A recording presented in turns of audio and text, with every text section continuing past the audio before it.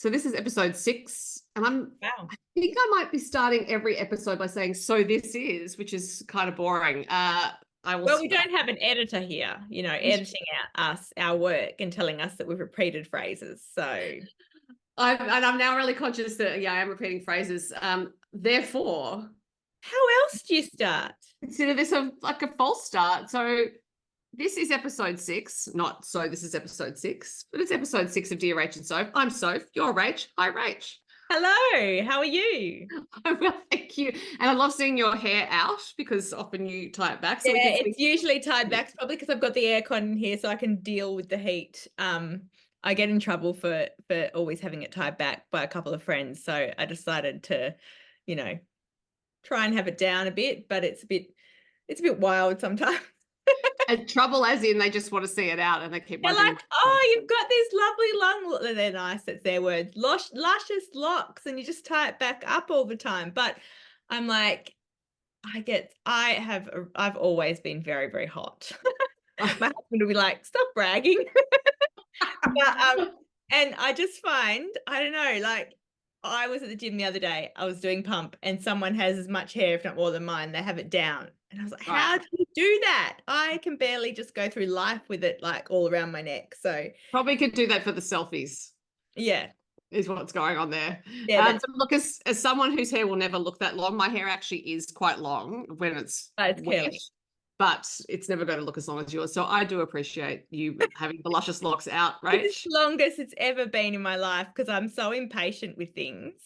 And so I just always just cut it off when it gets my shoulders. But then COVID happened a few years ago and I couldn't cut it off that crucial time. Yeah.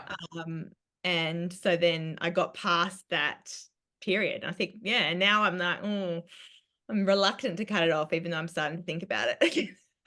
Pushed on through. And of course, you lived in the COVID-free paradise, or you live in the COVID-free paradise of Western Australia. Yeah, we did. I mean, we didn't have anything compared to what you guys in the Eastern States did, but we did. It was that 1 month where the whole of this country was locked down that I was due to have a haircut before the release of my book, something to talk about, because that's when I usually, bother doing beauty and hair type stuff just before a book comes out. And so that was the timing. That just meant that one haircut. And I didn't bother, then I didn't have cause to have another haircut for about 6 months. And by the time we got there, my hair was past the stage where it annoys me. So, but one day I also panic because I've been hurt. I mean, sorry, this is not a hairdressing podcast. It's an anything we like podcast. It's the beauty of our own podcast. I do panic a little bit. So I always wanted to grow my hair before I turned 40. I didn't get there. But because I've had a few people in my life, and this is very ageist and, but there's a few people I know that have mentioned other people they know and said, once you get over a certain age, you just should not have long hair. So I was very aware of that. So now sometimes I think about that. Am I too old to have long hair now? I don't know. No, and I don't think any rules apply anymore. And I'm not even sure that those sorts of rules were around very long. I think they possibly emerged kind of mid-20th century. And everyone's saying, here are the rules. But if you think about women in the early 20th century, 19th century, they would have had long hair. They just tied it all up. Up all the time. Yeah. And as you said, I like the way you said there's no rules, because I feel that leads into our writing life, in that there are no rules when it comes to writing, really. I'm sure you have heard that. I don't know who said it, but there's maybe it's someone Morn. Did you say it? I don't know if I'm saying that correctly. W. Somerset Maugham. Yeah. Have you heard that? What he said about rules? That there are 3 rules for writing a novel. The only problem is nobody knows what they are. And so I really like that.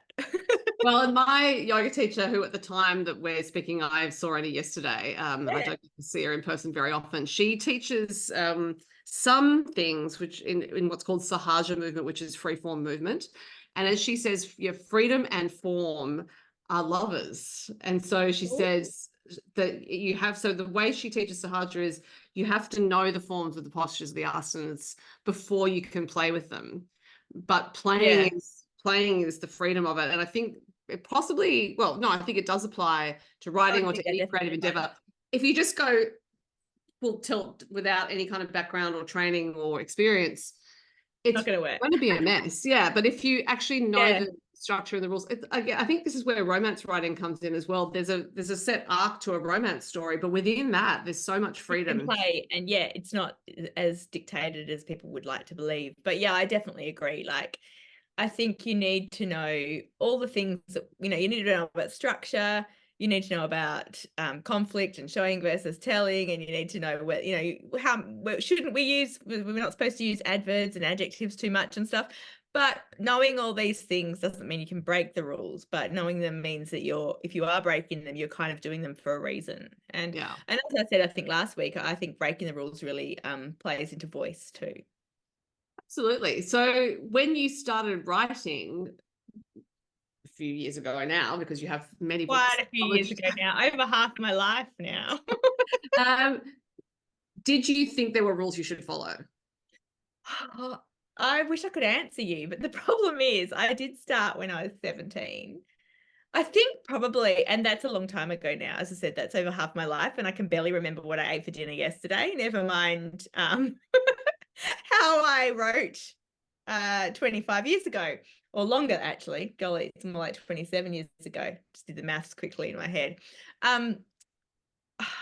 Look, I think probably I didn't think there was any rules when I very, very first started, because I literally had no idea what I was doing and had just decided, I think we mentioned before, to write a book after not really reading many books. But then when I sort of tried to research how to write a book, I went to uni, I joined writing organizations, I probably read some sort of craft books.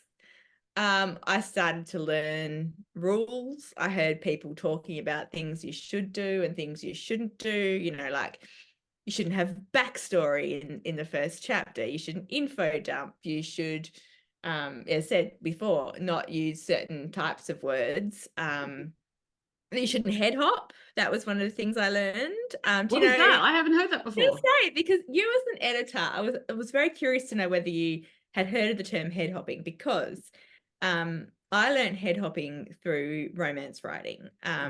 So head hopping, but it was interesting. I'll tell you what it is, and then I'll say why I wasn't sure whether as an editor you would know, because I think it's one of those things that someone has created this rule. Yeah. But I don't know who, because I also heard other editors who didn't know what it was, who are acquiring books for publishing houses, so it wasn't a big thing, but it was a big thing when I sort of was writing romance. So head hopping, one person who does it really well, I think she does, is Nora Roberts. Wow. So it's when you are in sort of, you jump from one person's point of view to another within the same sort of paragraph or scene. Usually it's in third person point of view. It's very hard, if you're head hopping in first person, I don't know whether you could actually do it. I think then it would really show how bad, it would be bad. Yeah. But, you kind of, you're thinking about, say, Sophie's, doing this, and then suddenly Rachel's had a thought as well. So you're kind of jumping between, and I actually quite like it, because when you're in third person, it means you can be in different people's heads, but I can't do it anymore. I did it naturally as a early writer, and then I heard that was a huge no-no, that you should only stay in one person's point of view the whole scene. So you probably know what that, like, you probably have views on that, I'm guessing, even if you haven't heard the term head hopping. So what do you think about that? See, I often think of that as an omniscient third-person narrator, where, we're just moving around all over the place. We don't tend to get to know one character or any of those characters very well, because you are moving around so much. And so in the case of Nora Roberts writing, because a lot of that is so pacey and plot-driven, that makes sense, because she's not really setting up the characters so that we get to know them super well. We know the characters as far as we need to know them for the story. And so I think that's probably what should motivate a writer to head hop, is if it's not so much character-based storytelling, and not that Nora doesn't develop her characters, obviously she does, because people love those stories, but she probably only, it's been a while since I've read any of her books, but I'm just thinking, we probably know those characters as much as we need to know them just for that storyline. And that's different to say how I might build a character or you might build a character. What I love about it, though, is you can, I mean, it might be harder not to do it in some ways, but what I love about it is that if you are, say, mostly in someone's point of view, but you do want a point of view, and I feel like if it is third person, then really you're in everyone's point of view, right? I mean, I guess we have deep point of view and stuff like that. And I know we weren't going to speak about point of view, today. That wasn't on our, but Yeah, so I think there was things like that, rules that I did follow probably, or tried to, and they probably have shaped, me in a way. Was that what you asked?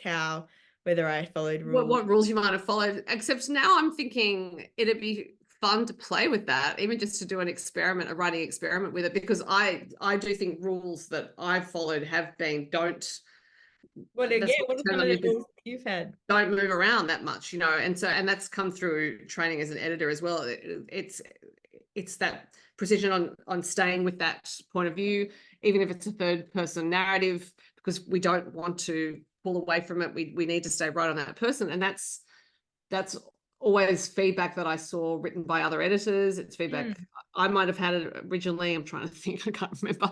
But it's such great now memory. that I'm thinking, it's like, yeah, if you're in third person, as you said, we're in everyone's point of view. It might So be why fun can't you hop?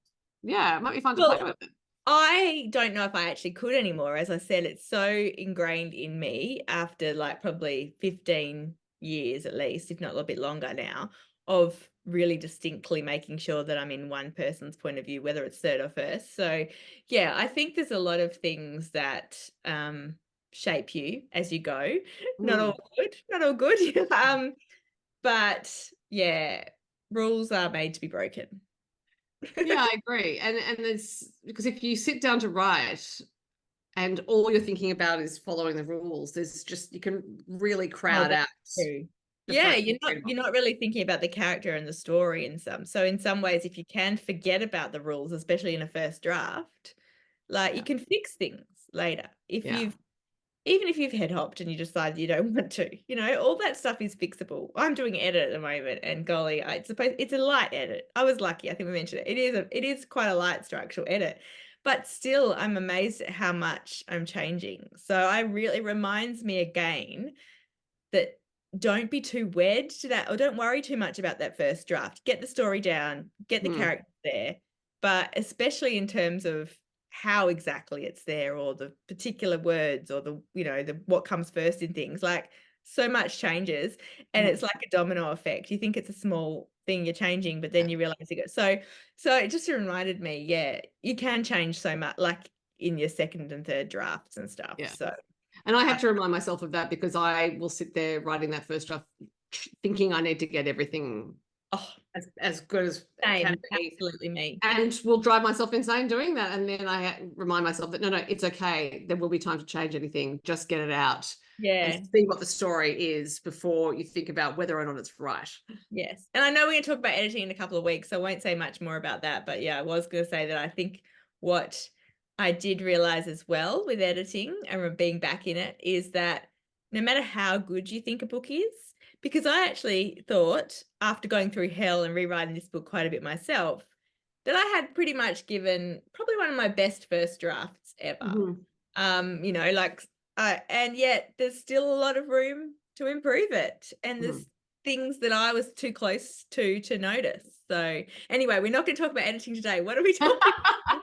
We're talking about writing process was our nominated topic, but I think we've already started on that, which is about the rules. And certainly when I'm starting to write a manuscript, rules are not at all on my mind, and what I'm actually sitting around waiting for is the moment to start. And so once I put everything in place to plan the novel, then it's like, go back.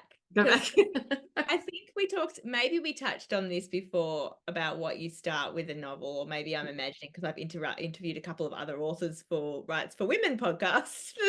So I think I might be confusing actually you with them. So you say when stuff is in set kind of thing, or you said something like that to go. But let's go back to the beginning. Do you want to talk about a particular book, or maybe the book you currently wrote? The process is applicable for everything I've written. Has the process changed, or it's pretty similar? The process has changed since Fairvale. So Shirley Bay was the first time, and then it's actually got more and more detailed as time's gone on. So Fairvale was not planned too much, because I wasn't entirely sure what I was doing. And so probably my experience with that informed my decision to start planning more when I did the next books, because I didn't enjoy the free fall of what happened. So do you think you've honed your process over how many books now is it? Up to 6 this year, and the process for this year, which is Art Hour at the Duchess Hotel, was the same as the last 2 or 3. So you really feel quite comfortable in knowing what your process is. Tell us, what is it exactly? Let's start with your process. I always start with the linking device to bring the characters together if it's this sort of novel, which is not to say I'll always write those sorts of novels, but a linking device, a setting. And so hang on, because hopefully people have read your books, but by linking device, what do you mean?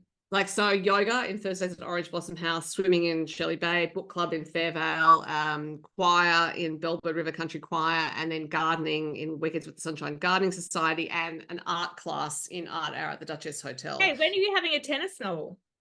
Well, I've thought about that. The issue with tennis is it's a sport of individuals, and even if you play doubles, it's still, the doubles team is pretty much a team of 2 individuals, if that makes sense, rather than a team. So Moriarty's just done it, so yes, yeah. Anyway, back to what you do. You find that linking thing. I find once I've got the linking device, or the linking activity, and the setting and the year, then if I don't already have some character lurking from a previous idea, which has happened in the last 2 books, I've had characters who were already around. Yeah. But I don't I will never have all the characters. What do you mean by they're already around? Like, have they appeared in another novel, or you've just been thinking them for a while? No, I've written a proposal for a story to do with them and it didn't go anywhere. Okay. So, when I say proposal, nothing that was necessarily shown to anyone. It was just, it was probably more a description than a proposal.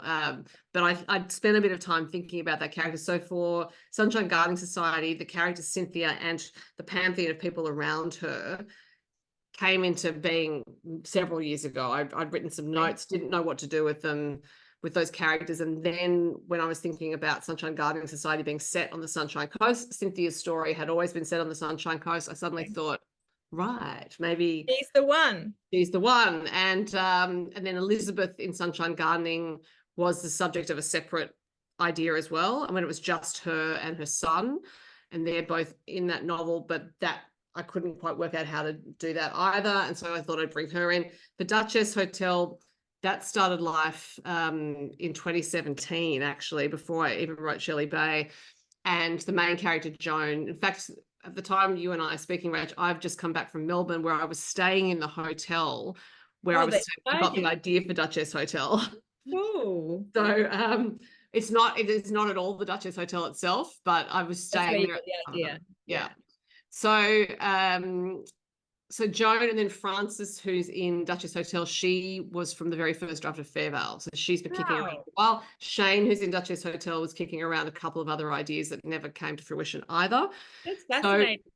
So sometimes those characters are just there, and they, as you would know, characters stay. I've only done that once, and that was really Bridget, I think, because she sort of appeared in her first versions we've talked about in Outback Secrets and didn't fit there. So, but yeah, that's interesting that you've done it lots of times. Well, it seems to have happened the last few times, and I think it's just because they've been with me for a while, and then they're like, come on, we really need it's my turn, give me my turn. It's my turn. But that's never going to be I'm never going to have every character.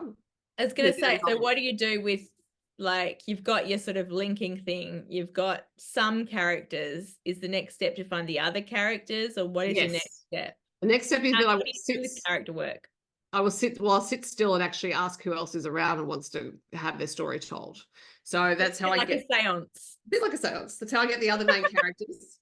Then once I have them, I start doing detailed character profiles. So there is that's right. You mentioned that. Yeah. So there's an American writer called Francesca Leah Block who has a book called The Thorn Necklace. Yeah. And she has something called the 12 Questions Framework, and I will use quite a bit of that just to spend a bit more time with the characters. And then I'll do some other documents as well, which I take that as the starting point, the 12 questions.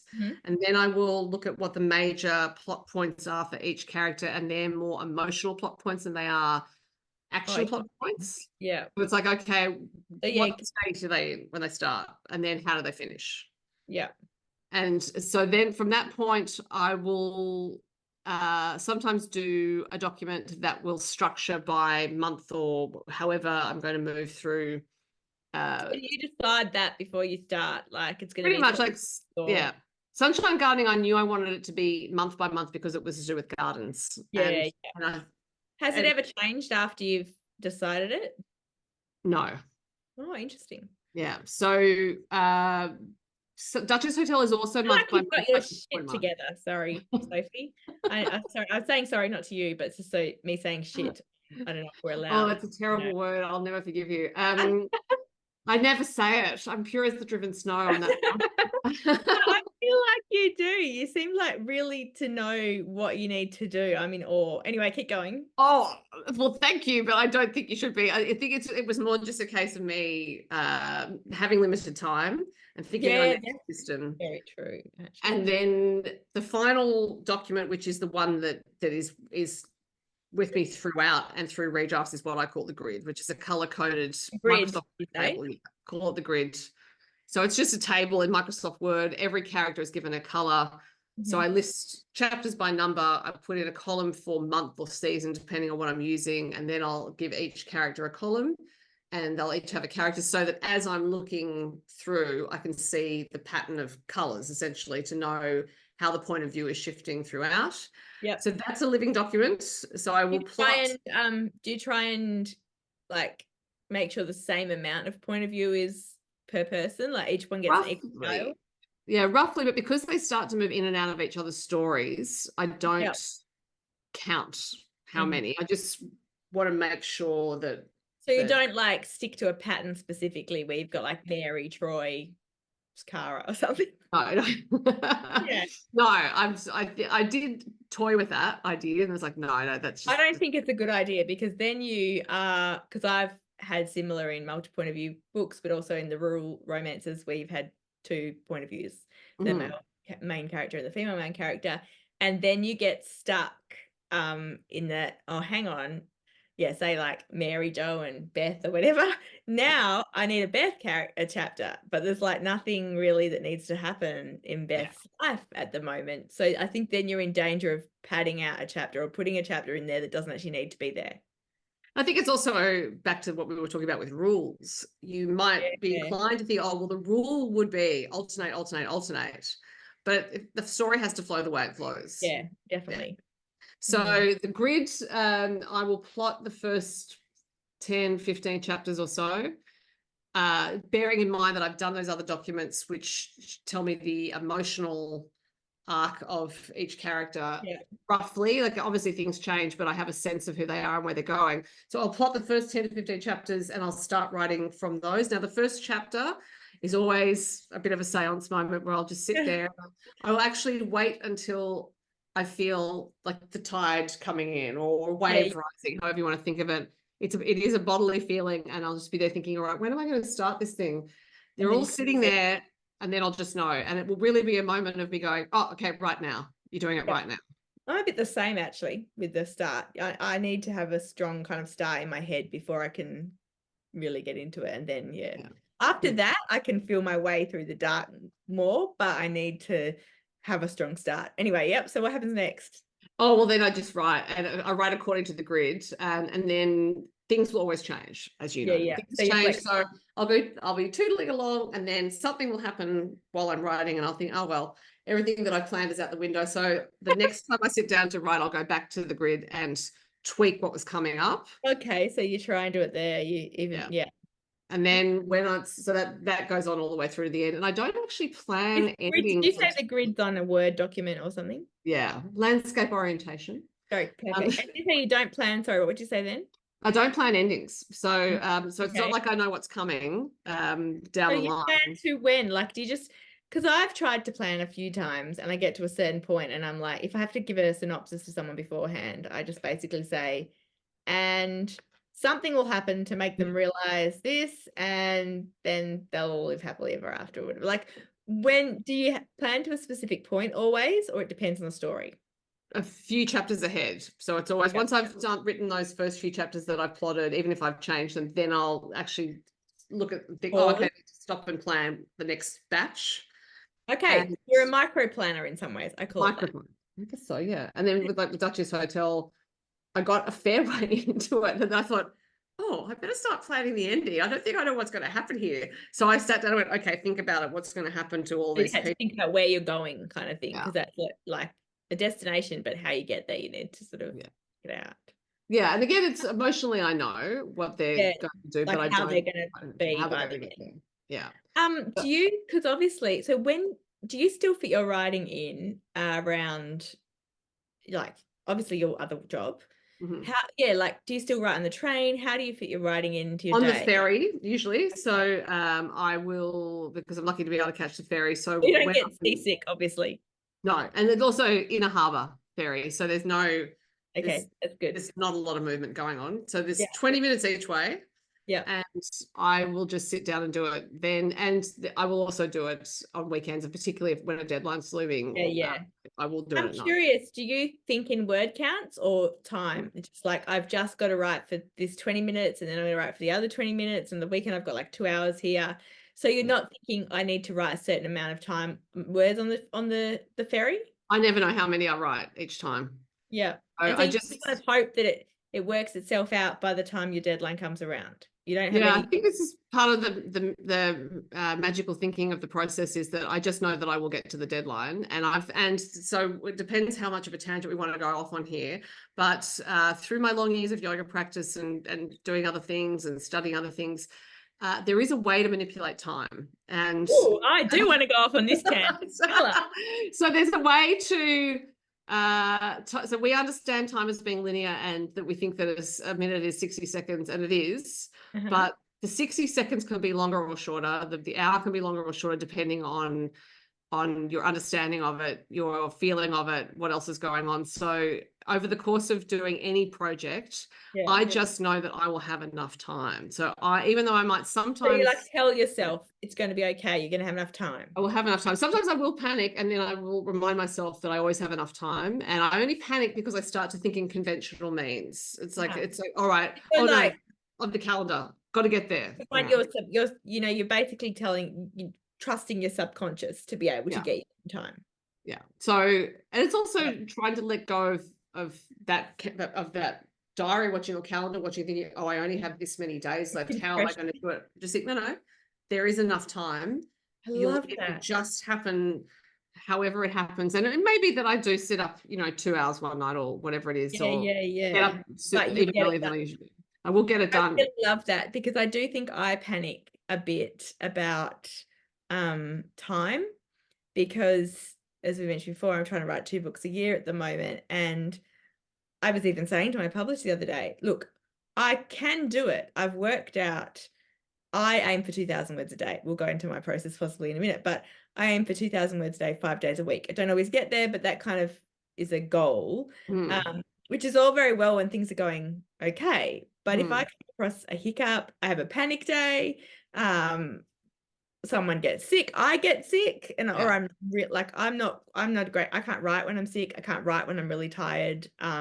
So I know people who just push through that, but I don't know whether it's a mental thing, and I could push it, but I just don't. I feel like sometimes I just need to. As I said last week, don't push the river. Yeah, exactly. You're tired or sick. That's how I feel. So then when I know I've got kind of a short time, period to write something, and so say, for example, the book I'm writing, well, I've stopped to edit, but the book I'm supposed to be writing now, and it's due in June. We're recording this in the middle of March. I know, well, I'm going to America for 2 weeks soon. I've got book club retreat. I've got a festival that I'm going to in early June. I've got edits to do. So that all those thoughts come into my head, and I start panicking and thinking, well, if the book goes smoothly and it's one of those nice books, then I can technically get it done in time. But what if I can't? So I love what you're saying. You will get it done. And it's also part about making the decision. So this is another part of the process, is that I've learned for various things, including some very dramatic things that have been very hard, is that once I make a decision, that's it. It's going to happen. So, and it's not a matter of going, oh, yes, well, I'm definitely doing X, Y, Z. It's actually, again, to go with the bodily sensations, there is something I can feel in my body. The decision has been made, and where I trip myself up is actually starting to doubt that. Every time I just think, no, I've made the decision, this is going to happen. It has always played out the way I expected it to happen. Excellent. I love that so much. No, it's partly, this is part of the, I guess, I use the word mysticism of it, because I think it is a mystical process, creativity. I do. As I've said before, then there's magic in the writing. It's magic. It's hard because this is our job as well, and in some ways relying on magic to, do your job sounds weird, but there is that element of, I feel like it's magic, and so there is something otherworldly kind of, or your subconscious is like there. So I love that, and I'm going to remember that it will get done. It will get done, and once you've made the decision, and you've got it, that's another part of it, is you have to hold your nerve. Yeah. So we could all lose our nerve, and we'll talk about your process in a bit of panic in a minute. But losing does involve panic, and that's okay if you know that. You know what I mean? Like if you're aware that that's useful for you, because that may be something that propels you. Then you use it. You actually, and it can be that thing where you recognize the panic starting and you think, all right, I'm at a point where I need it. Like, actually, I've generated this for myself. I'll go with it. And the trick then is to not succumb to it, where you're curled up in a fetal position on the couch and can't do anything.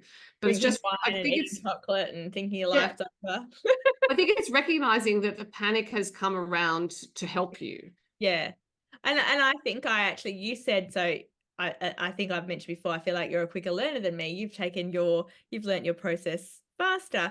But I do feel like in the last couple of years, and the last probably 3 or 4 books, I have really started to realize exactly what my process is. And my process is a lot about trust. Okay. Well, let's now talk about your process. And I've listened to a few. I love listening to all authors talk about their process. Like, I'm fascinated by yours, even though it's completely different to mine.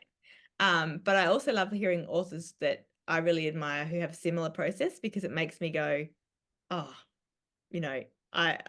I'm not crazy, and maybe I am probably a little bit crazy, but like, I can do it. Anyway, so my process is very, very messy. I always have a notebook which I keep each project. By the end of it, you can't really, like, if anyone found it, or 100 years down the track it was in some sort of museum, they'd be looking at it going, what? Because it makes absolutely no sense to anyone really but me, especially as it goes on. Like, it's very, very messy. But I am very much character driven, I guess. And I guess I'm what we call an intuitive writer. I can't plot. I've just and when I say I can't plot, it doesn't mean I have no idea of where the story's going. It means I can't put that down on paper, and I can't think ahead. And you even said, actually, I think, so maybe we are more similar actually than I think, because I do character work to start with. Once I get like an idea, say it's like you, it's different from book to book, because it could be a completely new idea with new characters, or it could be like the book I'm writing now. It's called The Bad Bridesmaid, and it is taking a secondary character from my book, The Other Bridget. And so I'm starting with her basically, and I already had a backstory for her, a little bit, very vague. But I just knew that her mum had been married multiple times, kind of thing. And that sparked this idea about sort of a reverse Parent Trap book.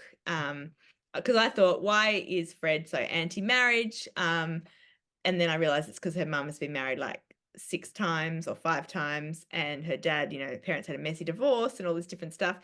And then for some reason I thought, let's do a reverse Parent Trap. So what I mean is the movie The Parent Trap, which I watched heaps when I was little, the original, with Hayley Mills. And it was, if anyone hasn't seen it, it's basically 2 identical twins find each other after being separated for about 12 years, I think. And they realize that their parents divorced when they were young and each took a child, and now their mission is to get their parents back together. And so I thought, what about the reverse? The groom, Fred's mum, can be married again. The groom's dad, he doesn't want him to get married for various reasons, so it's like a reverse Parent Trap. Instead of trying to get parents together, they're trying to get their parents to break up. So that's literally kind of what I started with. And I thought, actually, that's not a bad premise. So I felt excited about it. I think we talked about a buzz before. Like I thought, oh yeah, that's exciting. And I think, yeah, people would like to read, something like that. There's lots of rooms for fun and conflict. But then I had Fred, so I needed to work out who was this Leo person, who were the other characters. And what I often do is I don't do a character chart like you. Maybe I should look up Francesca Leah Block's 12 questions. I think I have looked them up before. But I use a book, which probably is on I may have mentioned before, Heroes and Heroines, 16 archetypes for heroes and heroines. And kind of I look at that and I think, well, Fred is this type of person. So one of the heroine archetypes is seductress, I think. So then I kind of write down all the things because I feel like she's that type of person. So I write down all sort of the notes from there, and it sparks sort of ideas about her character. But my problem is then working out what the other character is. So I don't necessarily, I think I have an idea for the character and I try and think a lot about it, but sometimes I find I just have to start.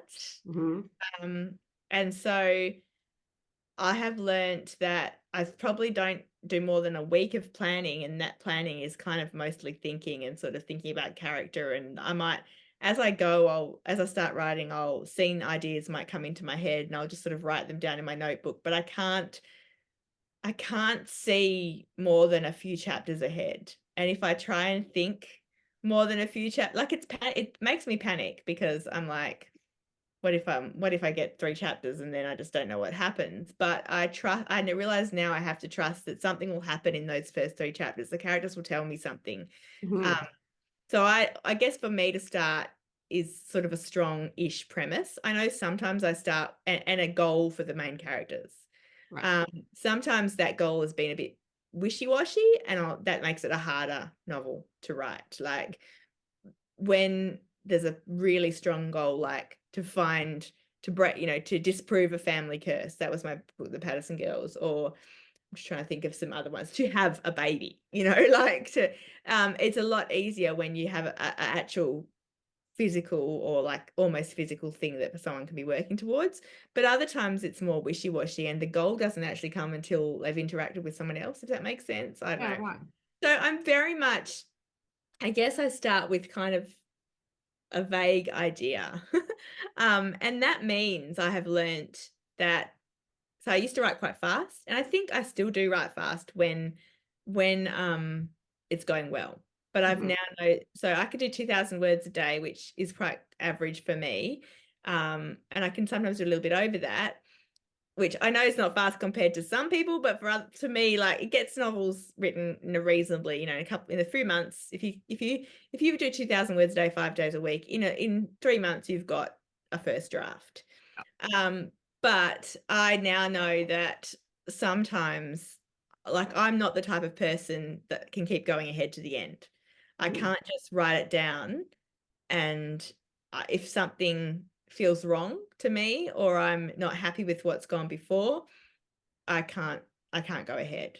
Yeah. So last week I had a total panic because, and I think I mentioned that on the podcast, my 2 main characters, who I'm still getting to know the male character. I've now written, probably when I had my panic, I'd written about 15,000, 16,000 words.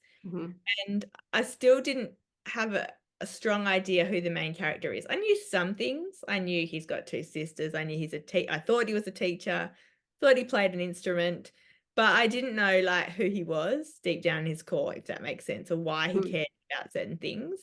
And I had to write to find that out.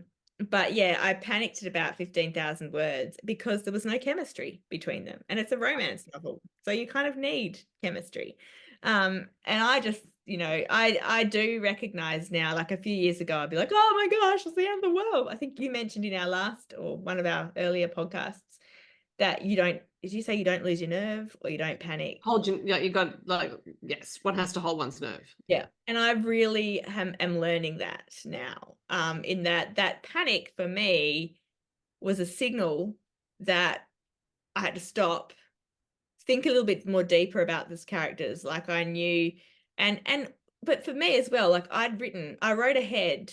I wrote a chapter which didn't think it was that great, but it had the basics of what I needed. and I wasn't comfortable with it. But the next day, just thinking or whatever, I woke up and thought, oh, I know what I need to do to fix that chapter. And fixing that chapter taught the hero something more about the main character, love interest, like and then that got the tension, that fixed my tension problem. So yeah, I'm very much start with a vague idea of what I'm doing and dive in, and but I can't go ahead until I get it kind of right. So I think I'm a slower overall than I used to be because I take a lot more time to think about things. So I can't necessarily rely that I'll get 10,000 words a week, if it makes sense.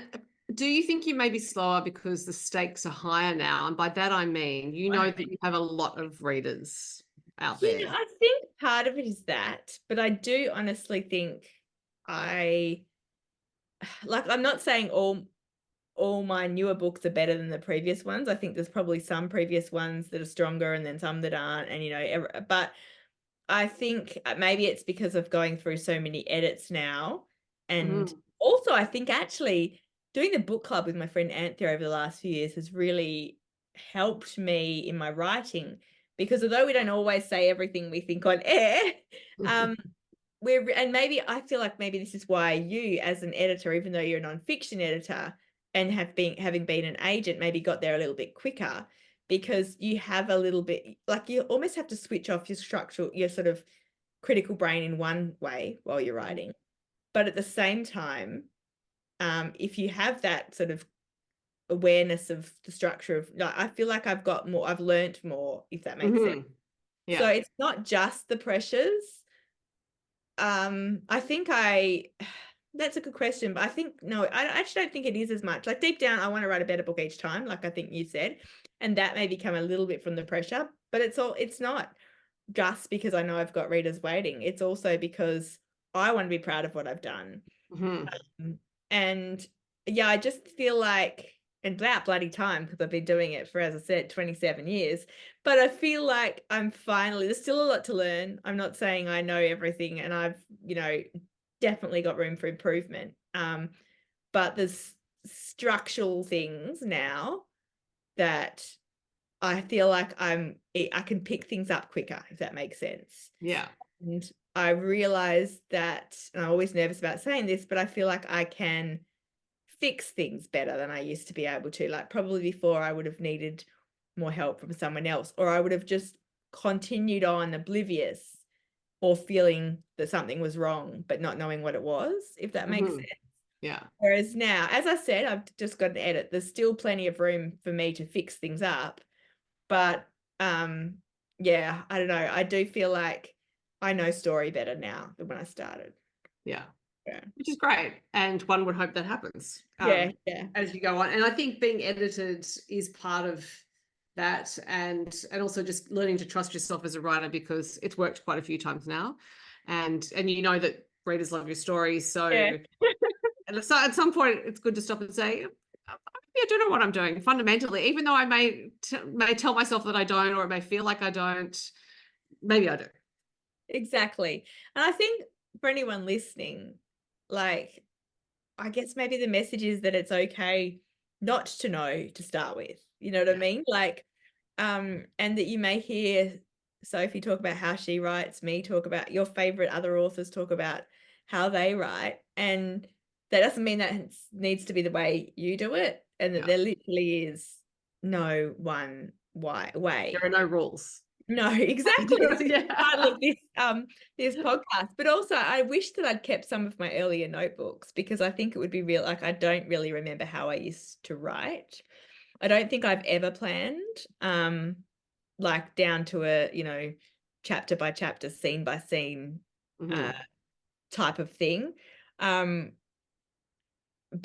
yeah, it would be really good to actually know that. So my advice for anyone who's starting out, keep some sort of diary or journal with each book, to sort of, write about your process so that you can see how it changes, so that when you hear where we are in 20 years, you can say, actually, I know exactly how I used to write an old book. So I reckon if I kept a diary from the start, it would just be full of entries saying, I'm hopeless and this is useless. You know what? I think that's not a bad thing. Because the fact that So a friend of mine said a few years ago when I was going through my very, very bad sort of writing anxiety and burnout, I guess, period, which I've spoken about before, that you should keep a diary. And I would, except I'm terrible at doing anything consistently. I mean, it's amazing I've ever managed to finish one book, never mind, 30 or something. But she said that what you should do, because I do have that panic every time, and it comes at different types of novel, and it's not, doesn't necessarily just be once during the novel, but now I know, now I recognize it, as we've said. Oh, okay, it's not necessarily that the book is terrible or doomed, it's just that I've gone sort of a wrong way. But my friend said to write my feelings each day, like today was a good writing day, or today I thought that the chapter was the worst anyone had ever written, or today I had no idea what I was doing. Because then when you're stuck next time, or you're going through similar period, you can look back on it and go, so maybe it's not a bad idea.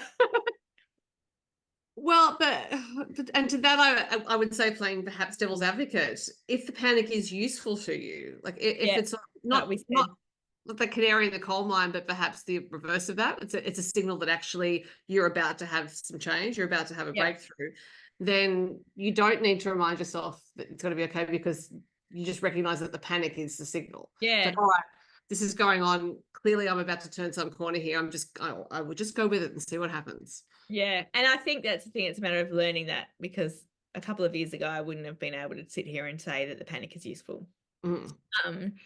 And now I realize that, that is like, even I'm learning all the time about my process and writing. I don't know about you, but like, that panic, which I had this week, I realize now when I look back, I think I actually had less of like actual physical stress thinking about that, because even though I was pretty worried and thinking, geez, I don't know if these two are going to be able to have any chemistry. And if they don't have any chemistry, well, I don't really have a book because it's supposed to be a romance.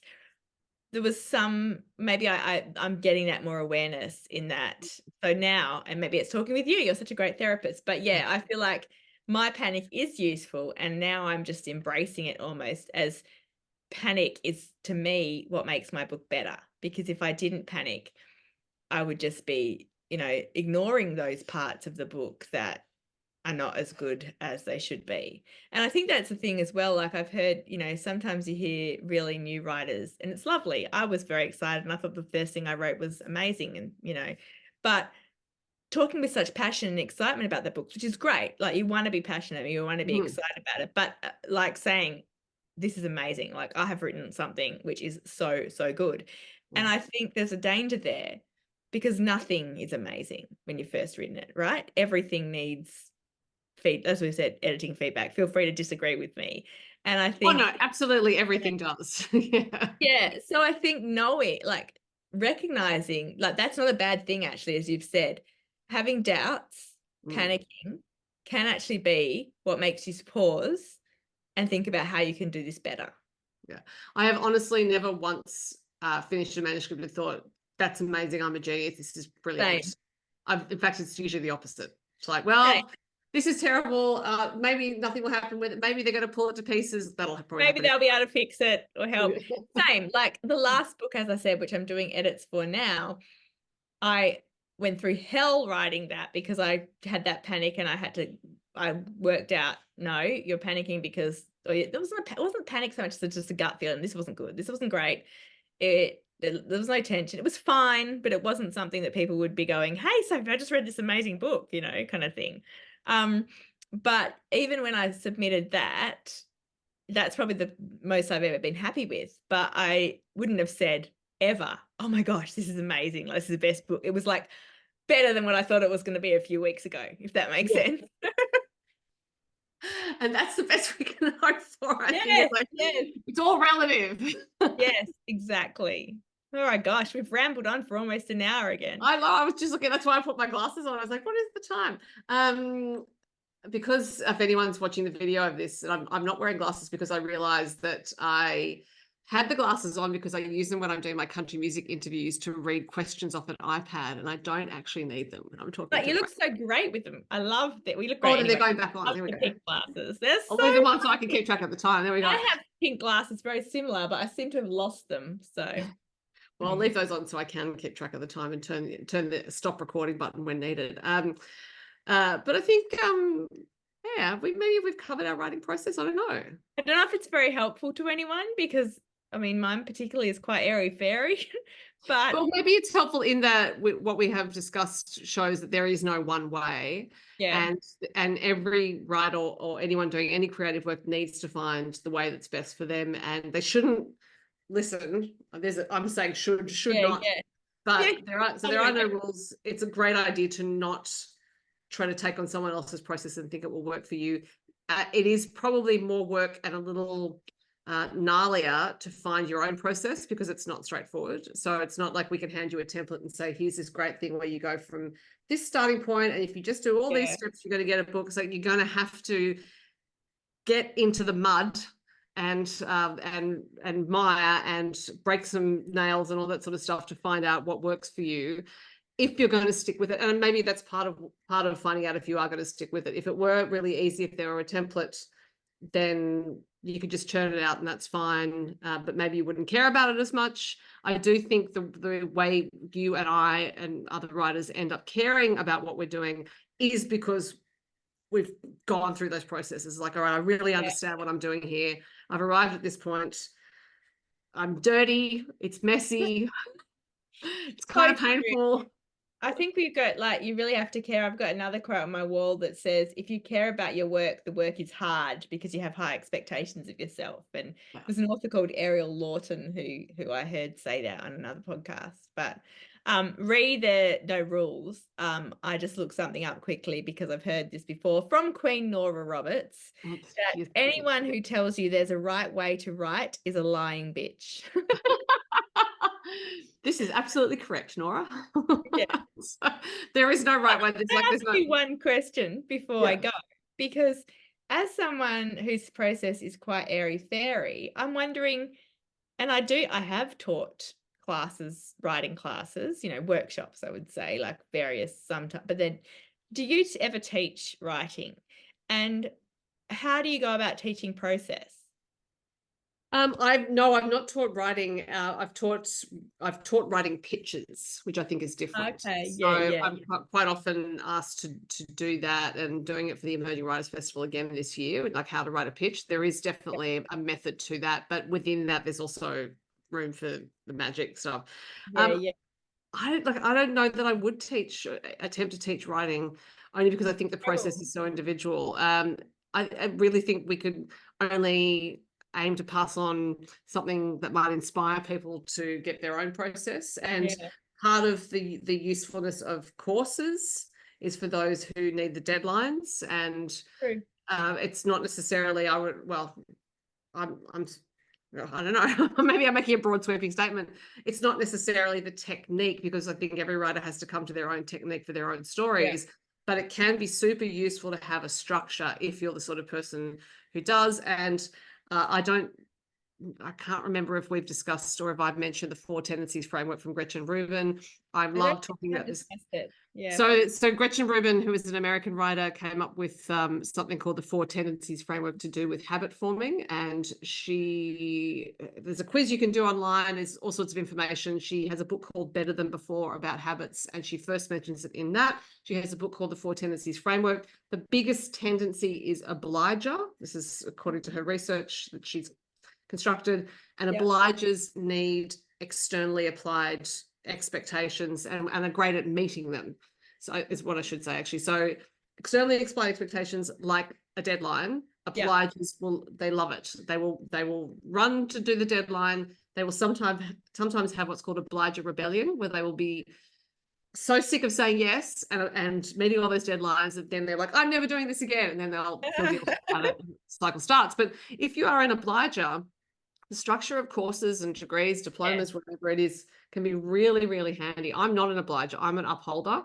We are the just do it tendency. So that's yeah, like, I'm not an obliger either, unfortunately. I don't think. so, and there's also questioners and rebels. So rebels would do everything in their own time, in their own way, whatever. Questioners need information in order to go I ahead. love all this. So fascinating. Yeah, the different types of people. But upholders are the just do it tendency, which but we're also quite rigid with Cool. it. Yeah. I want to also say, when I say about courses and stuff, it's literally like how to write a novel that I was talking about, because I've been to many writing workshops on various, like, you know, whether it's how to research or character, you know, something about characters or talking about point of view. And I am a member of Romance Writers Australia, and we have a fabulous conference each year. And I do think things like that are really interesting. I don't necessarily get something out of every workshop I do, like lots out of it. Probably I get one thing at least. It's like when I listen to a podcast, as I said, I've got a wall of quotes here next to me. And they're because when I hear someone say something that interests me, I write it down. And that's what I think you often get out of workshops. Yeah. Yeah. I was just curious, because as someone who is asked to write workshops sometimes and to present workshops, but has a very sort of, all over the place process that isn't something I can really necessarily teach. And I don't think maybe you should teach process. That's the thing, because it is so personal. It is curious. Yeah. Highly personal. So I think that's the ending note for us today, which is find your own process. We've told you ours in case it sparks something interesting and you do take something away from it. But it is part of the work of writing, whatever your creative work is. You just got to have to find it out for yourself and what suits you, as we have. Yes. And good luck with that. Yes. Writing. So I think we have been speaking for a while, so we'll leave it there for this particular episode. Next episode, we are planning to have a guest. Yay, our first guest. Yeah, so to talk about a conundrum that she brought to us with her own writing. So people will have to tune in and find out what that is. But for now, Rach, great to see you. Thanks for chatting. Same, Soph. Next time. Bye.